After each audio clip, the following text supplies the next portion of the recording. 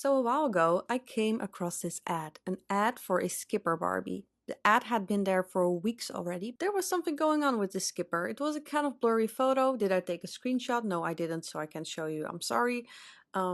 She looked like a skipper from the 60s, but at the same time she didn't. Was she a reissued skipper, or was she maybe a German skipper?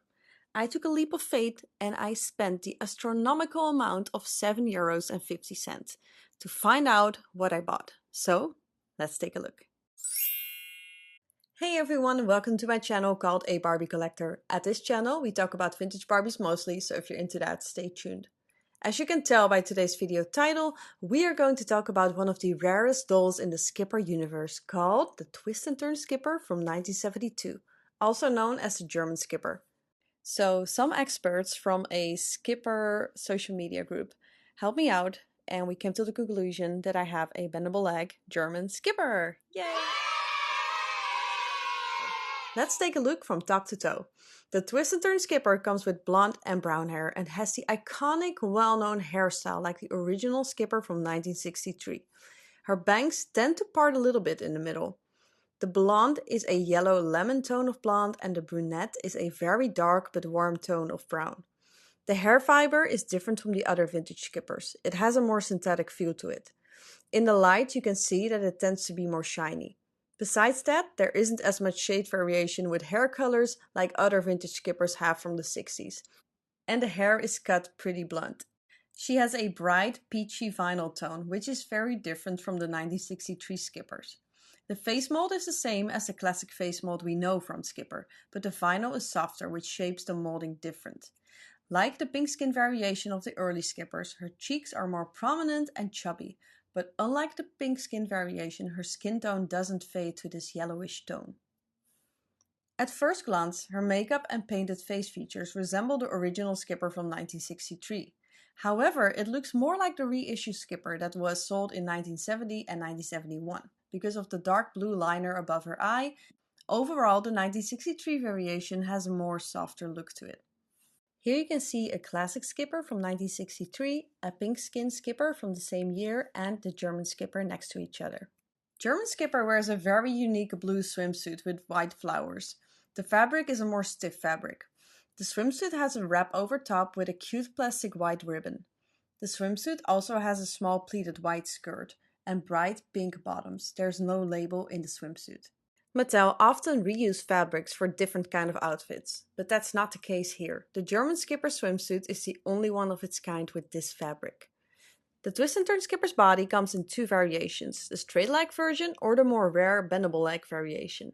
The body markings you can see on the screen, she was made in Taiwan.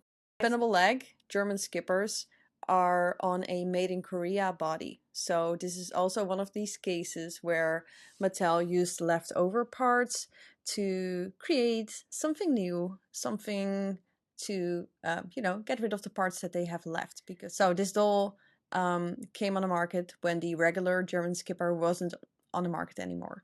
So the head is from a German Skipper and then she's on a made in Korea bendable leg body. And all the German Skippers that have been found with bendable legs are on this made in Korea body. And it matches her skin tone or the tone of her head perfectly. So that's great. So she's one of the transitional dolls. Number is 8126. And she can be found in a German Barbie booklet from 1973. And in that booklet, she stands next to a German Francie. The Twist and Turn Skipper has been sold for 1 year in 1972. She is nicknamed the German Skipper because most of these Skippers were found and sold in Germany, and a while people assumed that was the only place she was sold. She was not available in the United States. She has been sold in the north of Europe and Great Britain. I bought this one from the original owner who bought her in the Netherlands in the 70s. The stock number for this Skipper is 8519 and she came in an orange blister packaging with a transparent front. She came with no accessories like all the early 70s Barbie dolls in an orange or pink blister, so no shoes or headband. I have to say, for a 70s Barbie, the quality of this doll is outstanding. A lot of 70s dolls are more fragile. For example, their makeup or vinyl color tends to discolor, or the hair becomes thinner or even breaks off. All of the previous mentioned is not the case for this Skipper. So now I just keep waiting to find her brunette sister someday with the swimsuit. Because this doll is so rare and has only been in production for so short amount of time, there has not been done a lot of research and documentation. But I hope this will help you out getting to know this unique doll from the Barbie universe. And that was it for today. Thank you so much for watching. If you would like to see more videos like this, be sure to subscribe, like, and hit the notification button. Also, check out my Instagram called A Barbie Collector. See you in the next one. Bye!